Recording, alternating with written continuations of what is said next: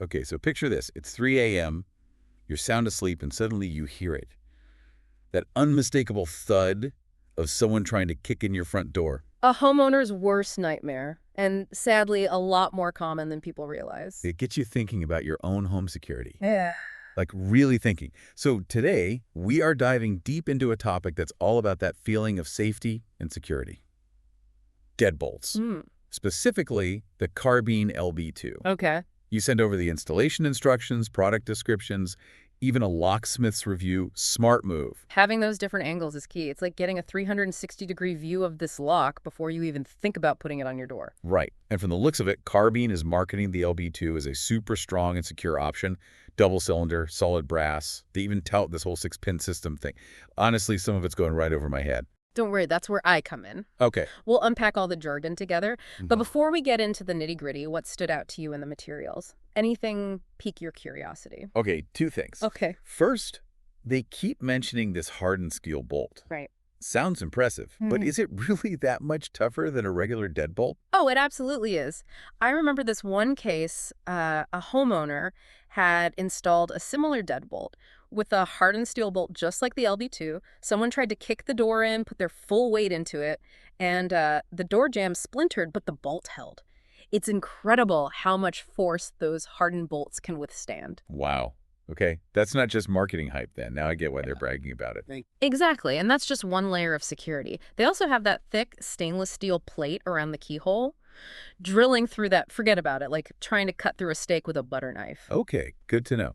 Now my second point, and this might sound silly, but I was a little iffy about those visible screws on the outside. I don't know, it just screams easy access to my inner skeptic. I totally get where you're coming from, but the locksmith actually addressed that in their review. Turns out those screws are designed in a way that makes them incredibly difficult to tamper with. They're like those child-proof medicine bottles, only, way tougher. Okay, that eases my mind a bit. But now I'm curious about this 6-pin system thing. What's the deal with that? More pins, more secure? Is that how it works? That's a great question, and it gets right to the heart of how these locks work. It's a common misconception that more pins automatically mean a more secure lock. It's like those puzzles with the different length pegs, right? Yeah. And the more pegs you have to match up, the harder it is to solve. That's a great analogy. But here's the catch with pin systems. It's not just about the quantity of pins, it's about the quality and the complexity of their arrangement. And this is where the LB2 gets really interesting because... Hold on, before we get too deep into the weeds here. The locksmith's review kind of threw me for a loop.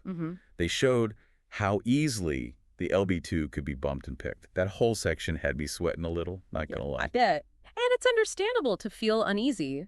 Seeing those techniques in action, they're surprisingly quick and quiet, which is why they're so effective for burglars. It was like watching a magic trick, except not fun at all.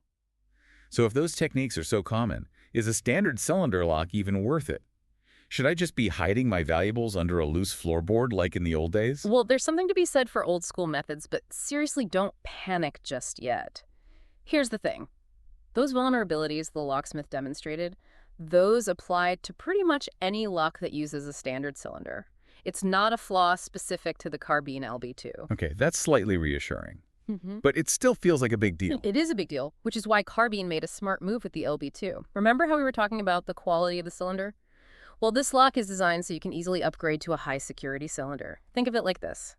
The LB2 comes with a good standard engine, but you can swap it out for a high-performance one if you really want to boost your security. Okay, now that's the kind of aha moment I'm talking about. That changes things. So it's like future-proofing your security in a way. But let's shift gears a bit.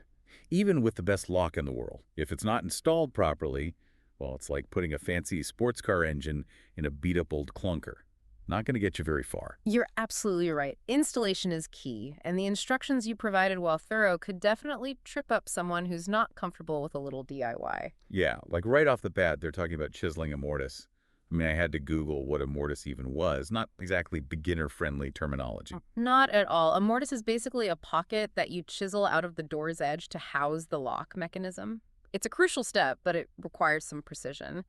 And honestly, that's just the tip of the iceberg when it comes to potential installation pitfalls. Okay, so walk me through this. What are the things people should be most wary of if they're attempting this themselves? Give me your top 2 installation commandments. Commandment number 1. Measure twice, drill once. It sounds obvious, but trust me, rushing through the measurements is the quickest way to a botched installation. Got it. Measure twice, drill once. Burned into my brain now. What's commandment number 2? Pay close attention to that latch cam orientation we talked about earlier. It absolutely has to be perfectly upright before you even think about adjusting the back set, which brings us to another important point. Backset adjustment. Okay, that one's going completely over my head. It's like they're speaking a different language in these instructions.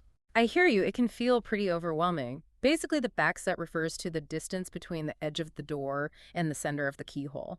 It needs to match the lock you're installing, and adjusting it incorrectly can throw off the entire alignment. So that's where things can go really wrong if you're not careful. Exactly, and it's why if there's even a shred of doubt, calling a locksmith is always the smartest move. Think of it as an investment in peace of mind. Solid advice. Speaking of peace of mind, the locksmith also brought up something that got me thinking about double-cylinder deadbolts. In a whole new way, it's about emergency situations. I mean, needing a key on both sides of the door. What happens if there's a fire? That's the double-edged sword of increased security. It's a trade-off you have to consider carefully. On one hand, you've got that added protection of someone not being able to just smash a window and unlock the door from the inside. But on the other hand, You're trapped if you can't find your key. And in a panic, fumbling for a key in the dark, I can see that can be disastrous. exactly. That's why it's crucial to think about the context. A double-cylinder deadbolt might make sense for a side door or back door, but for your main entryway where you need a clear escape route. It might not be the best choice. So much for my Fortress of Solitude plans. Well, there are other ways to create layers of security, and that brings us to something you hinted at earlier, the whole world of smart locks. It's like we've been talking about this vintage car, the Carbine LB2, which is great, but then there's this whole other lane of high-tech security that's changing the game. Right, like comparing a rotary phone to a smartphone. Both make calls, but The smartphone opens up a whole new world of possibilities, and that's what's so exciting about smart locks. We were just talking about the vulnerabilities of standard cylinders, bumping, picking, all that.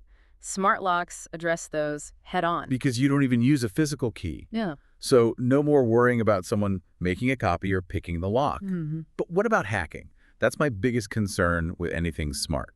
It's a valid concern, but just like you wouldn't buy a cheap, no-name deadbolt, you shouldn't trust your home security to a flimsy smart lock. Look for brands with a solid reputation, read reviews, and pay close attention to the features they offer. So it's about doing your research, just like with any tech purchase. Exactly. Strong encryption, two-factor authentication, those are the kinds of things that set apart a secure smart lock from a vulnerable one. Okay, I'm starting to see the appeal. It's like having a high-security deadbolt with a tech upgrade. But I also want to be mindful of our listeners' time. We've covered a lot of ground here. We have, from the nitty-gritty of hardened steel bolts to the brave new world of smart home security. But the beauty of a deep dive like this is that it's just the beginning. Right. We've given them the tools and the knowledge. Now it's up to them to go out there and make the best decision for their own home. And that's what's most important. Because at the end of the day, it's not just about having the strongest lock or the fanciest gadgets. It's about having peace of mind. Couldn't have said it better myself. Ah, So to our listener out there, we hope you've enjoyed this deep dive into the world of deadbolts and beyond. Remember, knowledge is power. Until next time, stay curious, and we'll catch you on the flip side of our next deep dive.